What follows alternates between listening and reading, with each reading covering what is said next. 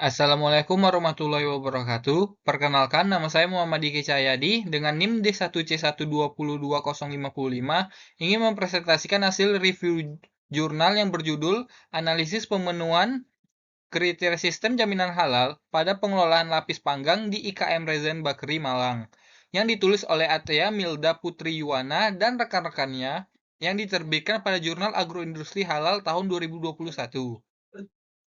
Identifikasi jurnal. Jurnal ini ditulis oleh 7 penulis dari Universitas Muhammadiyah Malang dan diterbitkan dalam Jurnal Agroindustri Halal volume 7 nomor 22 pada Oktober 2021. Topik jurnal ini sangat relevan karena membahas sistem jaminan halal pada UMKM yang bergerak di bidang pangan. Mayoritas penduduk Indonesia beragama Islam, sehingga permintaan akan produk halal sangat tinggi. Sejak berlakunya Undang-Undang Nomor 33 Tahun 2014, semua produk makanan wajib memiliki sertifikasi halal. IKM Rezi Bakri merupakan produsen lapis panggang di Malang yang telah memiliki sertifikat halal sejak tahun 2015. Maka, penting untuk menganalisis apakah sistem jaminan halal di perusahaan ini masih sesuai dengan standar yang berlaku. Ada pula tujuan penelitian ini, yaitu tujuan utamanya dari penelitian ini untuk mengevaluasi sejauh mana IKM Rezen Bakri telah memenuhi 11 kriteria sistem jaminan halal berdasarkan standar khas 23.000. Tujuan lainnya yaitu untuk memastikan bahwa selama masa berlaku sertifikat halal dan proses produksi tetap sesuai dengan prinsip kehalalannya.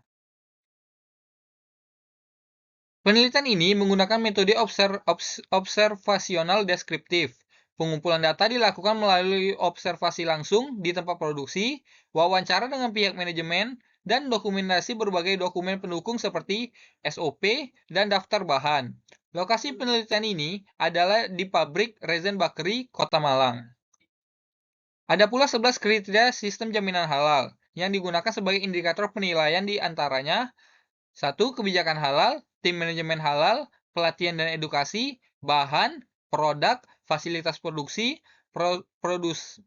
prosedur tertulis aktivitas kritis, kemampuan telusur, penanganan produk tidak sesuai, audit internal, dan kaji ulang manajemen. Dari 11 kriteria tersebut, UMKM ini sudah memenuhi 10 kriteria, namun hanya satu yang belum sesuai, yaitu audit internal.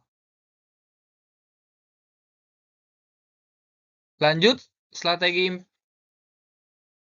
implementasi kritikal lantai, yaitu beberapa bahan dalam proses produksi seperti terigu, susu, margarin, pewarna, ragi, dan keju, termasuk bahan kritis karena berpotensi mengandung unsur non-halal, misalnya enzim dari hewan, alkohol, atau gelatin.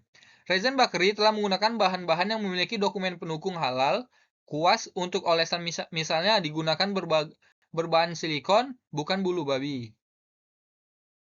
Lanjut untuk hasil audit dan evaluasi, semua kriteria SJH telah dijalankan dengan baik, namun masih ada kekurangan pada audit internal. Audit hanya dilakukan 1 kali dalam setahun. Padahal, menurut standar seharusnya dilakukan setiap 6 bulan sekali.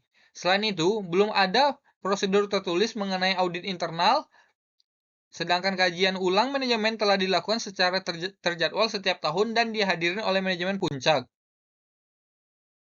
Lanjut, untuk kesimpulan, yaitu IKM Rezen Bakri telah menunjukkan komitmen tinggi dalam penerapan jaminan halal. Dengan memenuhi 10 dari 11 kriteria, kekurangannya hanya terdapat pada aspek audit internal. Namun, secara keseluruhan, produk Rezen Bakri tetap aman, higienis, dan dapat dipercayai kehalalannya. Nah, untuk titik kritis kehalalannya pada UMKM ini, yaitu terletak pada tahapan atau bahan dalam proses produksi. Karena berpotensi mengandung atau terkontaminasi bahan haram atau najis dalam konteks IKM Rezen Bakri ini. Titik kritis terutama terdapat pada bahan baku, bukan pada proses fisik seperti pencampuran atau pemanggangan.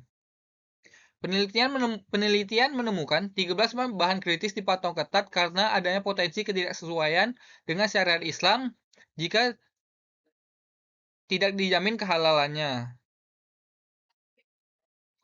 Nah, kesimpulannya, titik krisis halal pada resin bakri berada pada bahan-bahan produksi yang memiliki potensi unsur haram. SOP penulisan bahan datang diterapkan diterapkan termasuk pengecekan logo halal dan tanggal kadaluarsa. Semua ini menjadi bentuk implementasi nyata dari sistem jaminan halal untuk mencegah produk mengandung bahan haram atau najis. Sekian hasil presentasi saya akhiri. Wassalamualaikum warahmatullahi wabarakatuh.